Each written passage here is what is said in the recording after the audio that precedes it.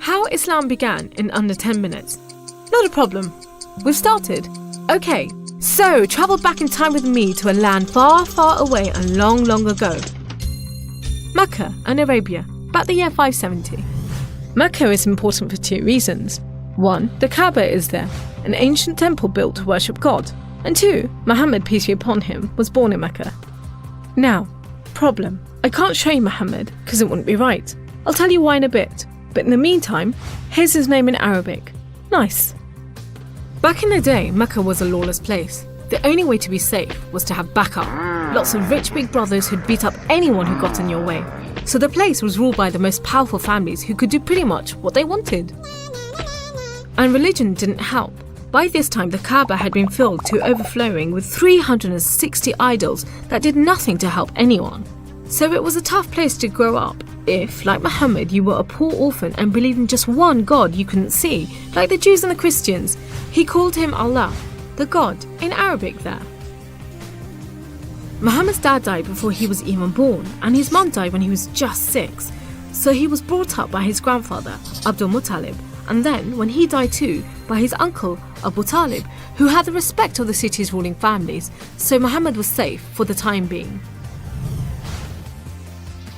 Muhammad started out as a shepherd and then became a businessman, travelling about buying and selling stuff for rich clients. When he did some work for a rich widow called Khadija, she was so impressed by his honesty and skill that they ended up getting married, and for a while it looked like Muhammad was going places. Well, he was, but not how you think.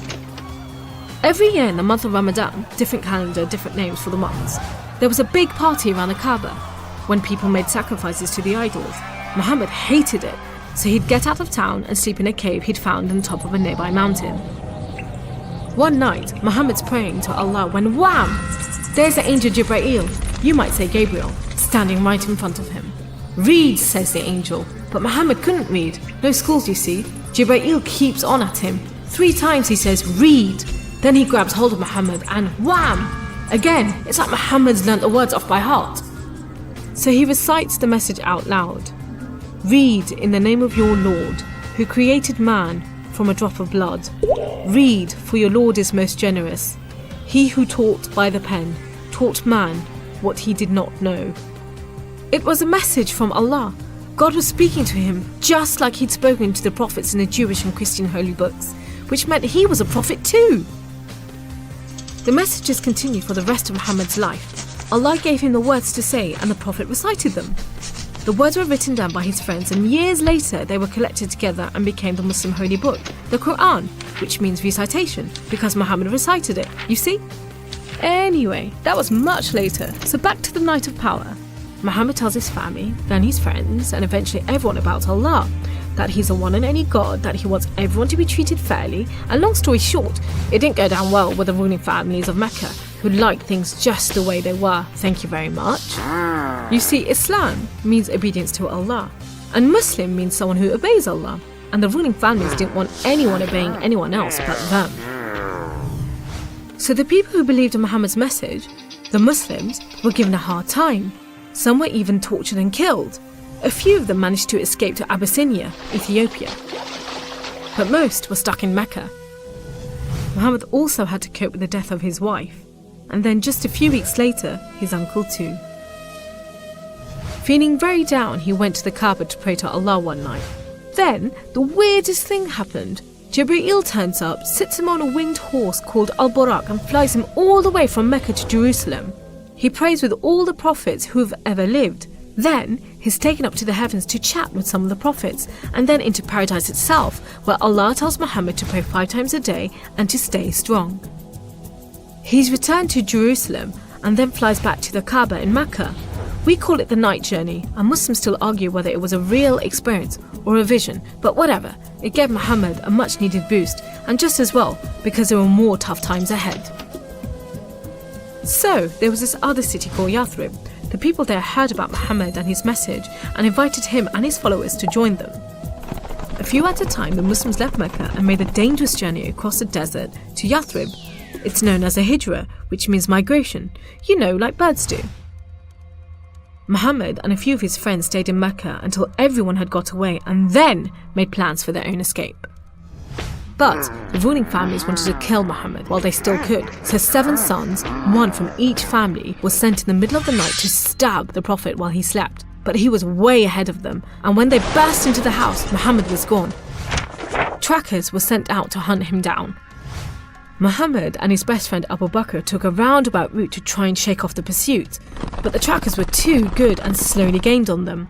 So Muhammad and Abu Bakr hid in a cave and prayed that no one found them. The trackers found the cave all right, but they didn't bother going in to search. There was no way Muhammad could be inside, they thought. There was a spider's web over the mouth of the cave and a nesting bird at the entrance. He must have given them the slip. So off they went, leaving Muhammad and Abu Bakr protected by a spider and a bird. Muhammad made it safely to Yathrib, which was renamed Medina al-Nabi, the city of the Prophet, but most people just call it Medina. But Muhammad's worries weren't over yet. There were 3 big battles between the Muslims and the Meccans. First, the Battle of Badr, when Muhammad and just 313 men faced 1,000 Meccan soldiers. Miraculously, the Muslims won. Then there was the Battle of Uhud, which didn't go so well. Some of Muhammad's men disobeyed his orders and ran off during the battle to raid the Meccans' camp, and so the Muslims were outmaneuvered. Then there was the Battle of the Trench. Medina was protected on 3 sides by mountains, so when the Meccan forces advanced in the city, the Muslims just dug a deep trench. The Meccans made camp, but the weather was terrible. Pouring rain put out their fires and howling winds blew down their tents. Eventually they gave up and went back to Mecca. It was all a bit embarrassing. They were losing the respect of the local tribes who were flocking to join the Muslims.